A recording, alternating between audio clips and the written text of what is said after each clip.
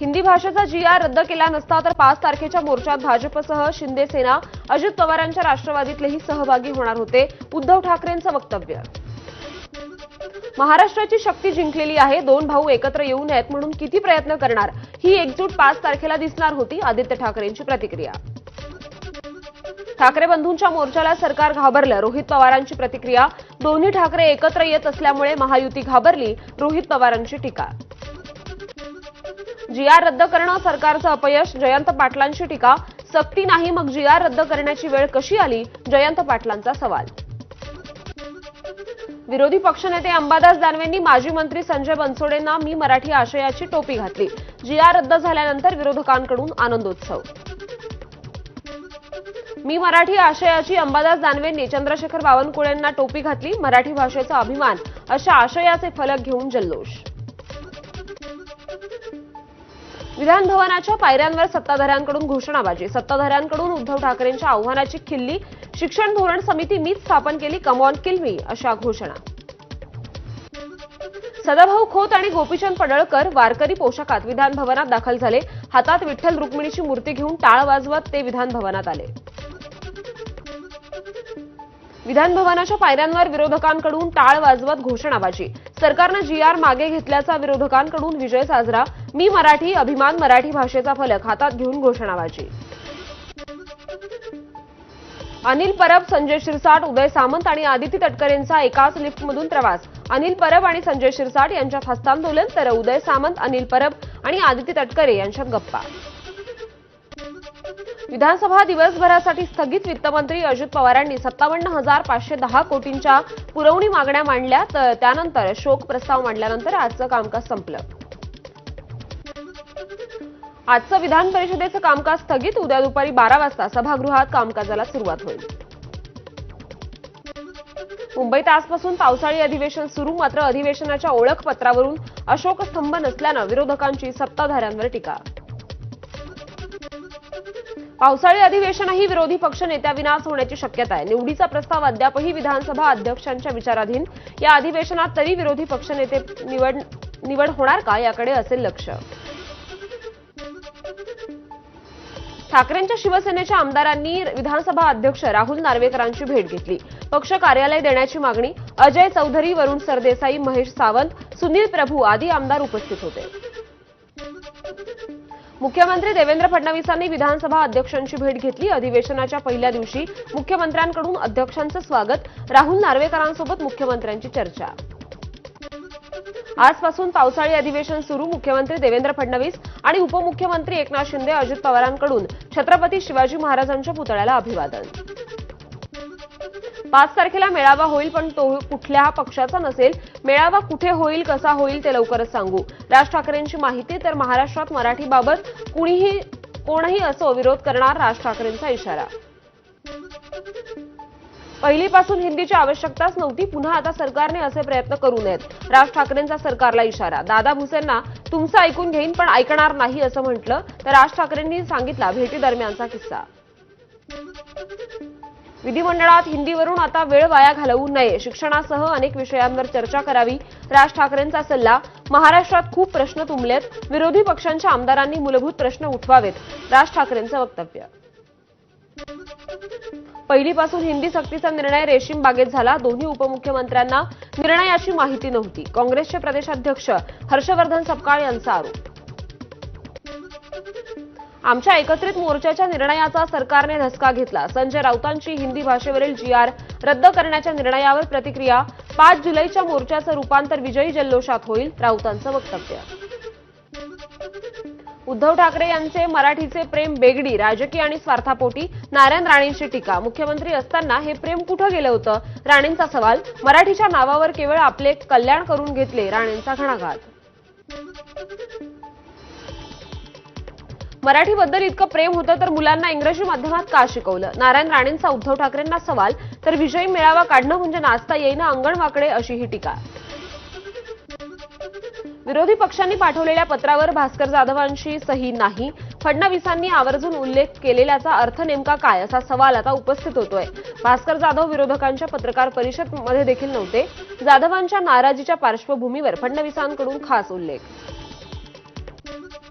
कोल्हापुरात ठाकरेंच्या शिवसेनेच्या शहर समन्वयक हर्षल सुर्वेंचा राजीनामा. जिल्हाप्रमुखपदी निवड झाली नसल्यानं खंत व्यक्त केली. त्यानंतर निर्णय मान्य नसेल तर निघून जा असं आदित्य ठाकरेंनी म्हटलं.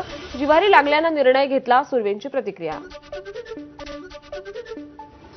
उत्तर महाराष्ट्रातील 2 माजी आमदार उद्या भाजपमध्ये प्रवेश करणार आहेत. कुणाल पाटील धुळ्यातील काँग्रेसचे माजी आमदार आहेत, तर अपूर्व हिरे हे राष्ट्रवादी अजित पवार पक्षाचे माजी आमदार आहेत. माजी आमदार कुणाल पाटलांच्या समर्थकांकडून पक्षप्रवेशाचे बॅनर्स सोशल मीडियावर व्हायरल.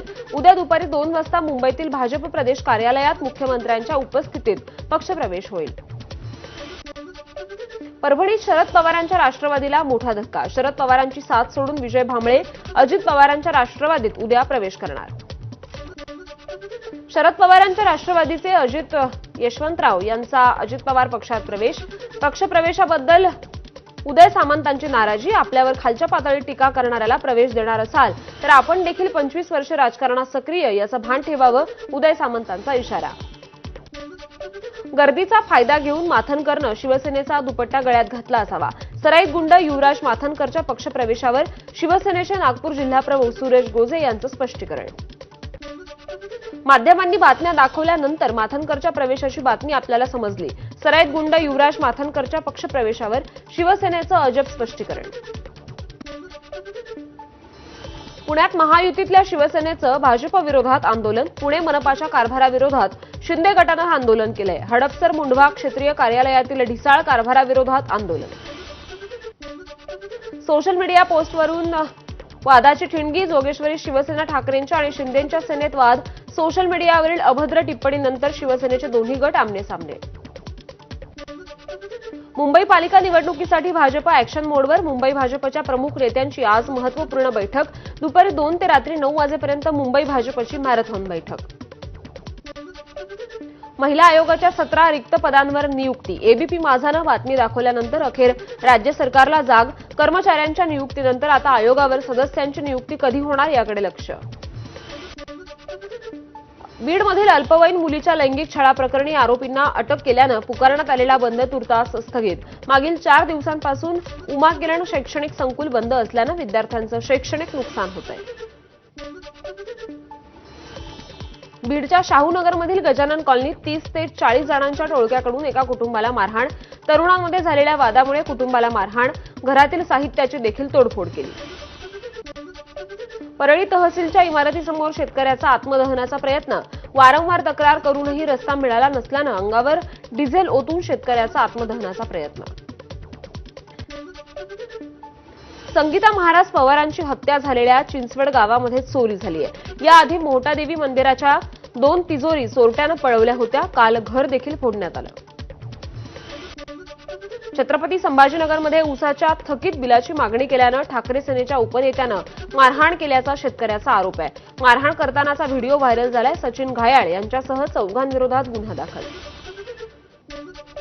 धाराशिवमधील परंडातल्या शेळगावात वडिलांनी मुलीची हत्या केली आहे. मुलगी सतत आजारी पडत असल्यानं दारूच्या नशेत बुलढाण्यात सौर ऊर्जा प्रकल्पाच्या बनावट परवानगी प्रकरणी गुन्हा दाखल. मोताळा नगराध्यक्षांसह 5 जणांवर फसवणुकीचा गुन्हा. 10 लाखांचा महसूल वाया. बलात्कार प्रकरणी बनावट कागदपत्र न्यायालयात सादर. आरोपीनं जामीन घेतला. आरोपी हरियाणातील भाजप माजी मंत्र्यांचा नातेवाईक असल्याचा पीडित महिलेचा आरोप. कल्याण न्यायालयातील धक्कादायक प्रकार. पुणे राष्ट्रीय महामार्गावरील कदम वाकवस्ती ग्रामपंचायत हद्दीतील धक्कादायक प्रकार. पुण्याच्या लोणी स्टेशन परिसरात चक्क इराण देशाचे झेंडे आणि इराणचे राज्याध्यक्ष अली खामेनी यांचे बॅनर्स. सिंधुदुर्गातील पानवळ येथे 2 एसटी बसची धडक. या अपघातात दोन्ही बसमधील प्रवासी जखमी. सर्व जखमींना उपचारासाठी बांदा प्राथमिक आरोग्य केंद्रात नेण्यात आलं. नाशिकच्या बीडी कामगार येथील 3 अल्पवयीन मुलं कृत्रिम तलावात बुडाले. बांधकाम साईटवर तयार केलेल्या तलावात पोहण्यासाठी गेले असता दुर्घटना. ज्ञानेश्वरांच्या पालखीत विजेचा धक्का लागून 2 वारकऱ्यांचा मृत्यू. फलटण तालुक्यातल्या बरड गावातील घटना. रथामागील दिंडी क्रमांक 26 मध्ये दोन्ही वारकरी होते. नागपूरमधल्या विहार तालुक्यातील 26व्या नंबरची ही दिंडी आहे.